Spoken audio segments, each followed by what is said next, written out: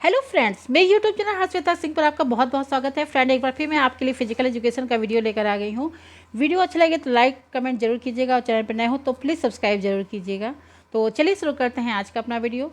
तो हमारे आज की वीडियो का टॉपिक है शारीरिक शिक्षा का इतिहास। शारीरिक शिक्षा का इतिहास जो कि हमारा है ये आपका जर्मनी काल में। अभी तक हम लोगों ने शारीरिक शिक्षा के इतिहास ही हम वीडियो में देख रहे थे और पढ़ रहे थे। तो इसमें अभी तक हम लोगों ने होमरिक काल, स्पार्टन काल, एथेंस काल और रोमन काल पढ़ लिया है। अब उसी को आगे कंटिन्यू करें। इसमें आज हम जर्मनी काल पढ़ेंगे। ठीक है, जर्मनी काल पढ़ेंगे। तो चलिए देखते हैं क्या है इसमें। वीडियो अच्छा लाइक ज़रूर कीजिएगा। चलिए देखते हैं जर्मनी का इतिहास, इसको हम डिटेल में देखेंगे। तो सबसे पहले है कि जर्मनी में 18वीं से 19वीं शताब्दी के मध्य 4 प्रमुख विद्वान हुए आपके। ठीक है, 4 विद्वान हुए।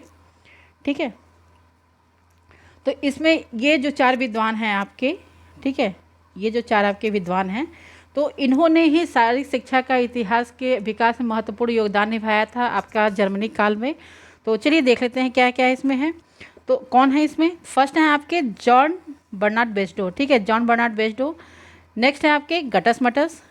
नेक्स्ट है थर्ड है आपके फ्रेडरिक लुडविग जॉन।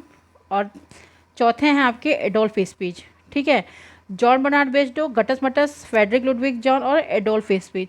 ये जो आपके गटस मटस हैं, इनको कहीं कहीं आपको गटमट भी मिलता है, किसी किसी बुक में आपको गटमट मिलेगा, तो कन्फ्यूज नहीं होइएगा। तो चलिए देखते हैं क्या है। तो ध्यान रखिएगा, इन्होंने ही शारीरिक शिक्षा के विकास में अपनी महत्वपूर्ण भूमिका निभाई थी। तो इन्होंने कौन कौन से योगदान अपने दिए थे उसी को हम यहाँ डिटेल में पढ़ेंगे। तो सबसे पहले है आपका आधुनिक शारीरिक शिक्षा का पितामह किसे कहा जाता है, ये क्वेश्चन पूछता है एग्जाम में। तो ध्यान रखिए कि आधुनिक शारीरिक शिक्षा का पितामह आपके जॉर्ज बर्नार्ड बेस्डो को कहा जाता है। ठीक है, आधुनिक जैसे इसको भी आप फिजिकल एजुकेशन अगर पढ़ो तो दिमाग में बैठा लो कि आधुनिक शारीरिक शिक्षा का पितामह जॉर्ज बर्नार्ड बेस्डो को कहा जाता है। नेक्स्ट है आपका जॉर्ज बर्नार्ड बेस्डो ने एक प्रकृतिवादी पाठशाला की स्थापना की। ध्यान रखिएगा कि जर्मनी में आपके प्रकृतिवादी विचारधारा से प्रभावित होकर जॉर्ज बर्नार्ड बेस्डो ने आपकी एक स्कूल प्रकृतिवादी पाठशाला की स्थापना की, जिसका नाम आपका इन्होंने फिलोंथ्रोपिनम रखा। ठीक है, जॉर्ज बर्नार्ड बेस्डो ने प्रकृतिवादी विचारधारा से प्रभावित होकर फिलोंथ्रोपिनम नामक विद्यालय की स्थापना की। एग्जाम में पूछता है, किसी भी तरह पूछ लेगा कि जो जॉर्ज बर्नार्ड बेस्डो ने फिलोंथ्रोपिनम विद्यालय की स्थापना की वो किस विचारधारा से प्रभावित था, या फिर प्रकृतिवादी विचारधारा से प्रभावित होकर जॉर्ज बर्नार्ड बेस्डो ने कौन से स्कूल की स्थापना की थी। ठीक है, या फिलोंथ्रोपिनम विद्यालय की स्थापना किसने की थी। किसी भी तरह घुमा के 3-4 क्वेश्चन घुमा के इसको पूछ सकता है। तो आप सिंपल से याद रखिए कि जॉर्ज बर्नार्ड बेस्डो को शारीरिक शिक्षा का पितामह कहा जाता है। इन्होंने प्रकृतिवादी विचारधारा से प्रभावित होकर फिलोंथ्रोपिनम नामक विद्यालय की स्थापना की। ठीक है, याद रखिएगा इसको। नेक्स्ट है आपका क्रिश्चियन गोथेव साल्जमैन ने सनेपनथल शिक्षा विद्यालय की स्थापना की। ठीक है, इन्हीं के साथ ही आपके हुए थे क्रिश्चियन गोथेव साल्जमैन। इन्होंने सनेपनथल विद्यालय की स्थापना की थी। ठीक है, क्रिश्चियन गोथेव साल्जमैन ने सनेपनथल शिक्षा विद्यालय की स्थापना की। चलिए नेक्स्ट देखते हैं। जर्मन जिम्नास्टिक के पितामह गटस मटस हैं।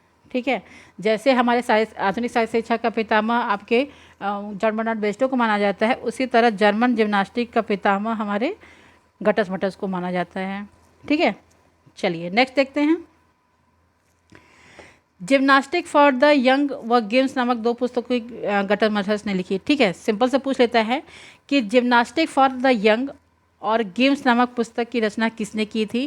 तो इसका आंसर हो जाएगा आपका गटस मटस। या गटस मटस ने कौन से 2 पुस्तकों की रचना की थी, तो जिम्नास्टिक फॉर द यंग और गेम्स की। नेक्स्ट है आपका गटस मटस का पूरा नाम क्या था। तो गटस मटस का पूरा नाम आपका जॉन क्रिस्टोफर फ्रेडरिक गटस मटस था। ठीक है, ये गटस मटस के नाम से जाना जाता है इनको, लेकिन इनका पूरा नाम जॉन क्रिस्टोफर फ्रेडरिक गटस मटस था। ठीक है, चलिए नेक्स्ट देखते हैं। जर्मनी में शारीरिक शिक्षा को राष्ट्रीय एकता का जरिया बताया गया। ठीक है, जर्मनी में शारीरिक शिक्षा को राष्ट्रीय एकता का एक जरिया बताया गया, यानी कि हमारे अगर देश में राष्ट्रीय एकता लाना है तो शारीरिक शिक्षा ही एक ऐसा साधन है, एक ऐसा जरिया है जिसके थ्रू हम राष्ट्रीय एकता देश में ला सकते हैं, ये लोगों को एकजुट कर सकते हैं। चलिए नेक्स्ट देखते हैं। जर्मनी में शारीरिक शिक्षा को राष्ट्रीय एकता का जरिया फ्रेडरिक लुडविग जॉन ने बताया। ठीक है, ये तो हमको पता चल गया है कि शारीरिक शिक्षा का इतिहास जो है, शारीरिक शिक्षा को जर्मनी में राष्ट्रीय एकता का एक जरिया बताया गया। लेकिन ये विचारधारा, ये विचार किसके दिमाग की थी? तो ये हमारे फ्रेडरिक लुडविग जॉन की थी। ठीक है, ध्यान रखिएगा। चलिए नेक्स्ट है, ये पैट्रिक नहीं होगा, यहाँ पे फ्रेडरिक हो जाएगा। फ्रेडरिक लुडविग जॉन ने टर्नप्लाट्ज नामक जिम्नेजियम की स्थापना की। ठीक है, ध्यान रखिएगा, ये भी एग्जाम में पूछता है कि फ्रेडरिक लुडविग जॉन ने टर्नप्लाट्ज नामक जिम्नेजियम की स्थापना की। जिम्नेजियम है ये आपका एक व्यायामशाला था। ठीक है, तो फ्रेडरिक लुडविग जॉन ने टर्नप्लाट्ज नामक जिम्नेजियम की स्थापना की। नेक्स्ट है आपका, जर्मनी में टर्न वेरिएंट मूवमेंट की शुरुआत फ्रेडरिक लुडविग जॉन ने की थी। जर्मनी में टर्न वेरिएंट मूवमेंट की शुरुआत फ्रेडरिक लुडविग जॉन ने की थी। इम्पॉर्टेंट है, पूछता है कि टर्न वेरिएंट आपका मूवमेंट की शुरुआत किसने की थी? तो फ्रेडरिक लुडविग जॉन ने की थी। ध्यान रखिएगा कि ये टर्नप्लाट्ज आपका है क्या। ठीक है, टर्नप्लाट्ज क्या है आपका? तो ये एक आयताकार मैदान था। ध्यान रखिएगा, कभी कोई हो सकता है पूछ ही ले एग्जाम में कि ये टर्नप्लाट्ज क्या था। तो ये आपका एक जिम्नेजियम है जो कि एक आयताकार मैदान था। इसके अंदर आपके बैलेंस बीम, हॉरिजॉन्टल बार और ट्रैक, जैसे खेल से संबंधित जिम्नेजियम था, व्यायामशाला था, तो इससे रिलेटेड ही चीज़ें रहेंगी। तो इसके अंदर आपका बैलेंस बीम, हॉरिजॉन्टल बार और ट्रैक मतलब बनाए गए थे। ठीक है, नेक्स्ट फिर क्या देखते हैं कि जो टर्न वेरिएंट मूवमेंट था वो एक आपका जिम्नास्टिक क्लब था। ठीक है, टर्न वेरिएंट मूवमेंट जो आपकी शुरुआत की गई थी तो वो एक आपकी जिम्नास्टिक क्लब था। चलिए नेक्स्ट है आपका, देखते हैं कि फ्रेडरिक लुडविग जॉन ने जर्मन जिम्नास्टिक और जर्मन नेशनलिटी नामक पुस्तक की रचना की थी। ध्यान रखिएगा कि फ्रेडरिक लुडविग जॉन ने जर्मन जिम्नास्टिक और जर्मन नेशनलिटी नामक 2 पुस्तक की रचना की थी। ये पुस्तक भी पूछता है, इंपॉर्टेंट है, ध्यान रखिएगा। चलिए नेक्स्ट देखते हैं, खेल विज्ञान को अनिवार्य विषय बनाने का श्रेय फ्रेडरिक लुडविग जॉन को ही जाता है। ठीक, खेल विज्ञान को एक अनिवार्य विषय बनाने का श्रेय आपको फ्रेडरिक लुडविग जॉन को जाता है। नेक्स्ट है आपका, एडोल्फ स्पीज ने manual of gymnastic for school की स्थापना स्कूल नामक किताब की रचना की थी। ठीक है, जिसे कहीं कहीं आपका जिम्नास्टिक प्रणाली भी कहा जाता है। चलिए, तो manual of gymnastic for school नामक किताब की किसने रचना की थी? तो ये आपके एडोल्फ स्पीज ने की थी। नेक्स्ट है आपका, जर्मनी में शारीरिक शिक्षा को पहली कक्षा से अनिवार्य विषय के रूप में रखने का डी कार्ल लाइम ने महत्वपूर्ण भूमिका निभाई थी।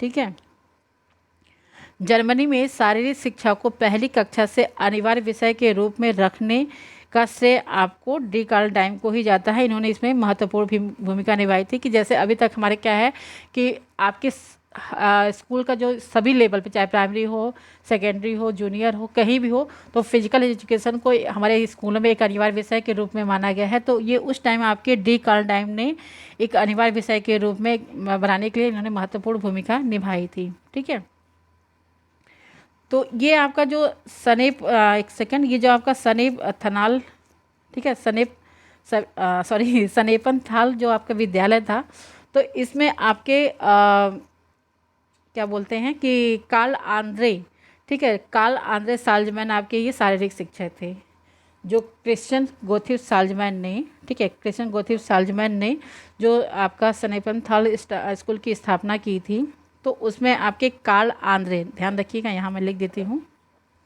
क्या पता पूछ ही ले। तो ये आपके कार्ल आंद्रे, ठीक, तो कार्ल आंद्रे आपके सनेपनथाल शिक्षा विद्यालय के आपके शारीरिक शिक्षक थे। तो ये रहा हमारा आज का वीडियो। आई होप कि आपको अच्छा लगेगा। तो अच्छा लगी वीडियो तो लाइक कमेंट जरूर कीजिएगा, चैनल पर नए हो तो प्लीज़ सब्सक्राइब जरूर कीजिएगा। बार बार कहते हूँ आपके लाइक कमेंट से मोटिवेशन मिलता है, तो मोटिवेट जरूर कीजिएगा। Thank you so much and all the best.